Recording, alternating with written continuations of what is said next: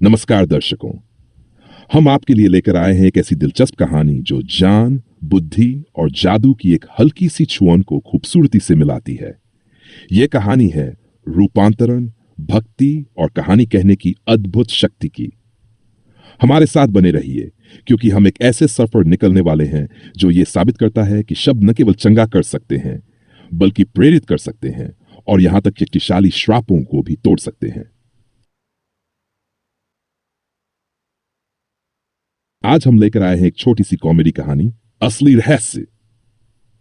हंसी से भरपूर यह कहानी आपको जरूर पसंद आएगी, तो चलिए शुरू करते हैं।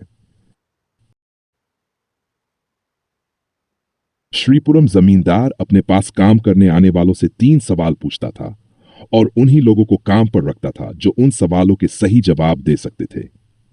कभी कभी उसके सवाल बहुत साधारण होते थे, जिनका जवाब आसानी से दिया जा सकता था। कभी कभी वे इतने कठिन होते थे कि किसी की समझ में भी नहीं आते थे। चेंगिया नाम का एक बहरा आदमी एक बार उसके पास काम के लिए गया। जमींदार ने उसे परखते हुए पूछा, एक बार चला जाए लेकिन आसानी से फिर पाया जा सकता है, वो क्या है? पैसा, चेंगिया ने जवाब दिया।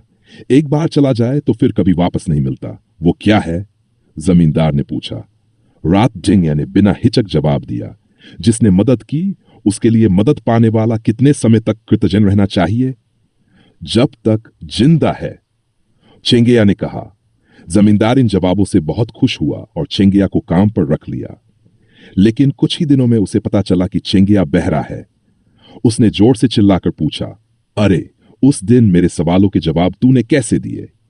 इतनी जोर से चिल्लाकर पूछे गए सवाल की आवाज सुनकर चेंगिया बोला, सर, आपने जो 3 सवाल पूछे थे और मैंने जो जवाब दिए थे, वो अब भी मुझे याद हैं। आपने पूछा था क्या चाहिए? मैंने कहा पैसा। आपने पूछा कब काम कर सकते हो? मैंने कहा रात दिन।